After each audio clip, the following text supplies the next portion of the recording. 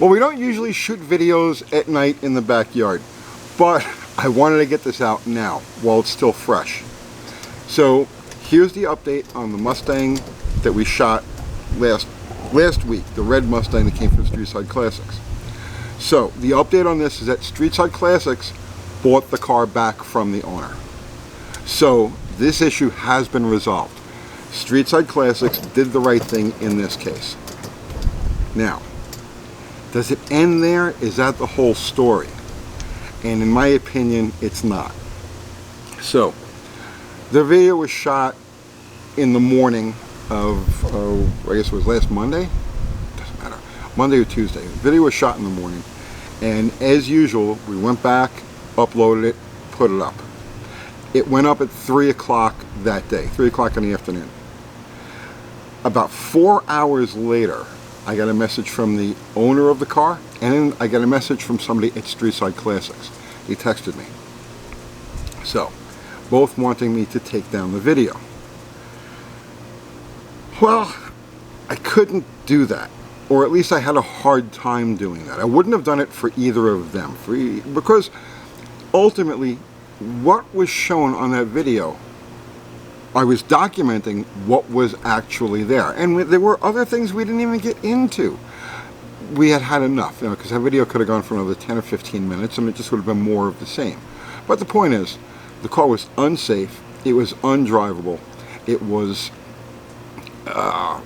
janked together. We showed that piece of aluminum strip that was holding the fender out.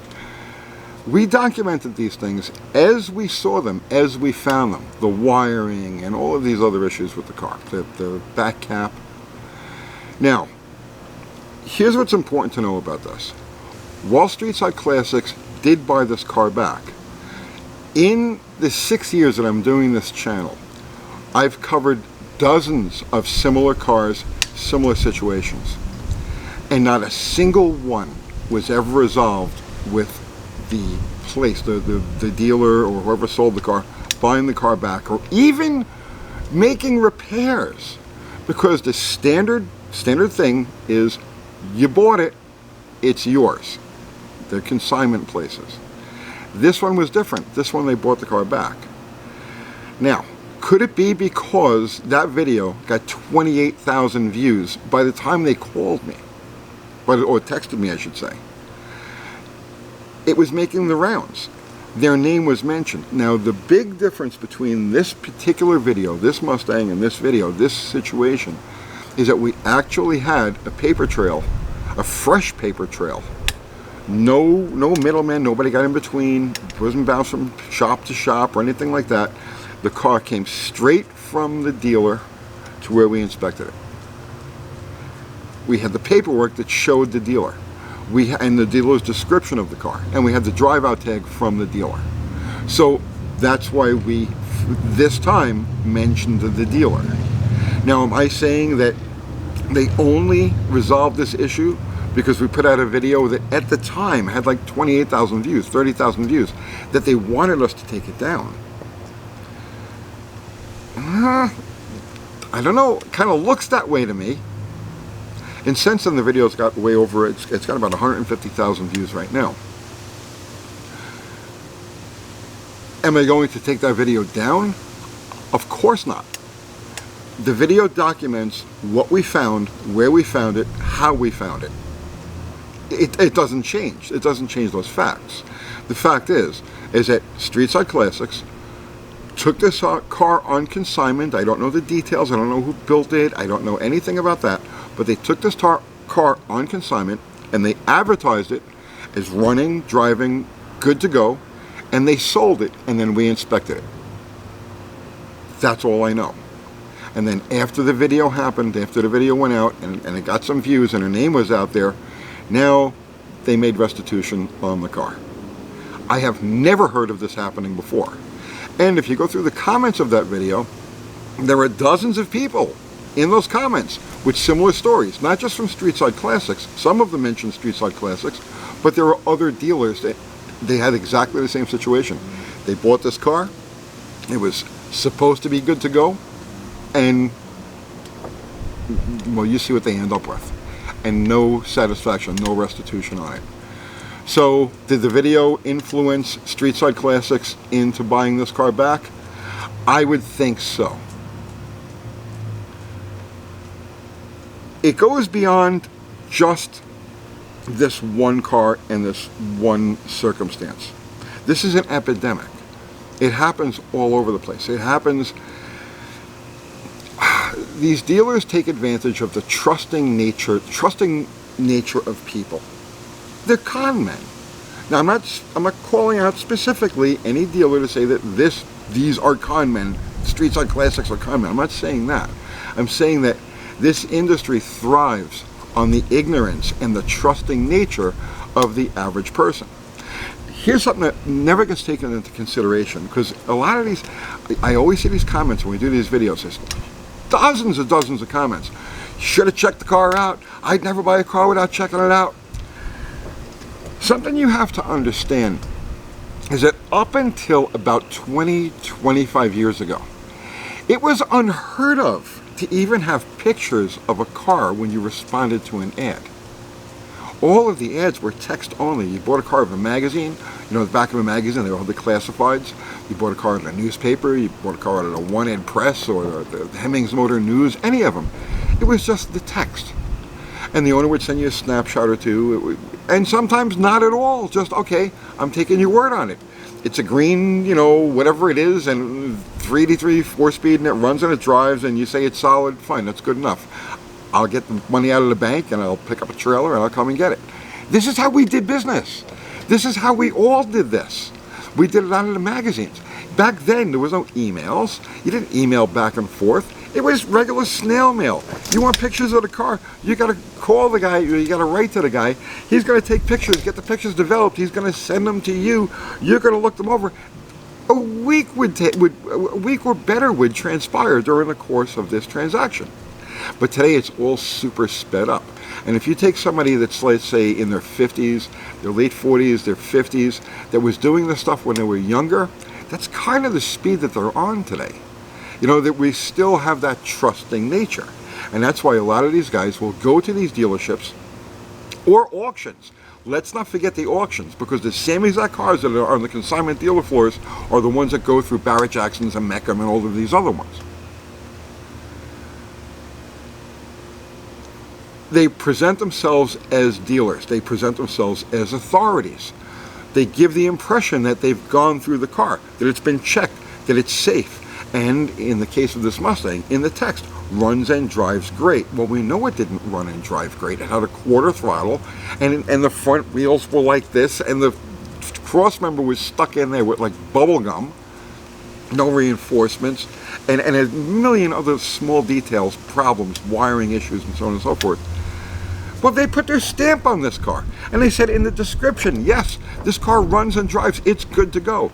And the person who went to this dealership, whether they looked it over themselves or they took it for a test ride themselves, it's kind of irrelevant. How much of a test ride did they actually take it on? How much of a test ride can you take a car like that on and only get 20% throttle? You hit the gas pedal moves this much, and it's on the floor. Wouldn't that raise, I don't think the car was ever test driven. But it's the trusting nature of people, and especially people who come from the older era before all of this lightning fast transaction. It's a bad situation. It's a really bad situation. But I documented what we found. Now, we did take that video down for a period of time. I did it because Kiwi asked me to take it down for a period of time, so I did. I didn't take it down. I unlisted it, which I felt really weird about, because now, okay, here we put this out. Here are the facts. Here's this like caught red-handed situation, and now we're going to take it down because they're going to negotiate. That seems like a very cowardly move to me. Either you've caught a crime, and it is a crime. What transpired there, it was resolved. But if it hadn't have been resolved, it's theft by deception, as well as I can't even imagine how many other a hungry DA could really go after this and make a thing out of it. Theft by deception is a thing, especially here in Tennessee. I felt weird about pausing it, but I did it because I was asked to, and as soon as the car was out of Kiwi shop, boom, we sent it right back up again. And that's where the video is right now, and it's still getting views, and I am not going to take it down. I am saying that Street Side Classics, in this situation, did resolve it. They did buy the car back. But this is the first and only time I have ever heard of this happening. It's crazy. And we've covered dozens of these cars, not just with Kiwi, but other people as well. It's always like, you bought it. You know,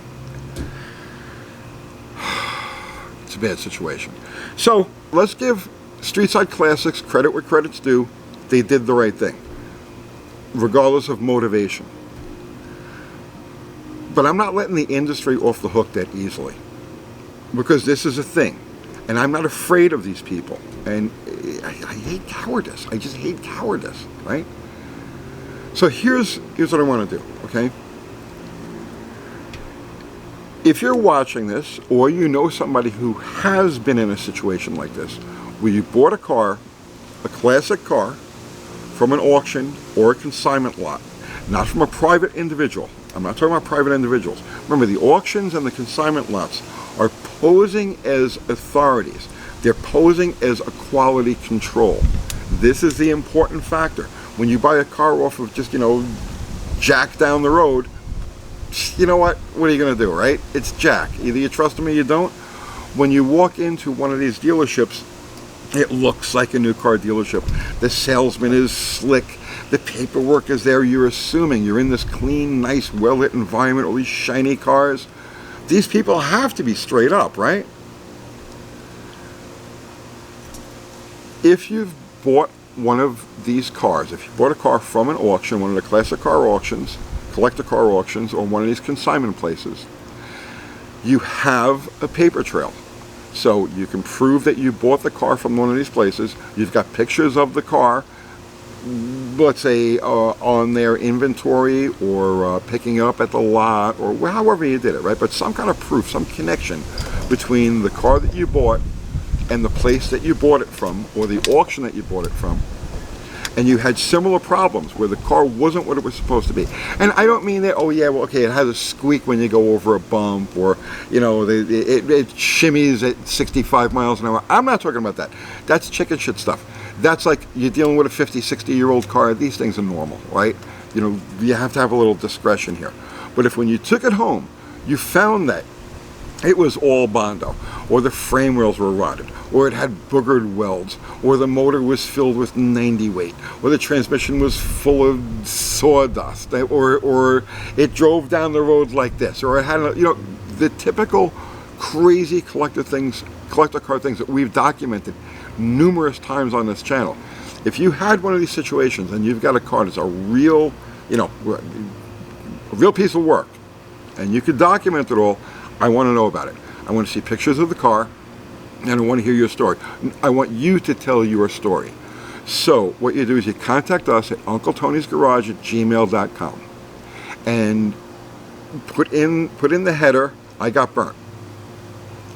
And if you're not exaggerating, and you've got all of the paperwork to show what you went through to document these issues, we'll let you tell your story. We'll do a compilation video, and we'll let you tell your story, because it doesn't end here. Street Side Classics, okay, good job. Kudos to you. You bought this one back. Let's see you do to everybody who comes through and has a problem like this. All right, that's it for now. I'll see you tomorrow.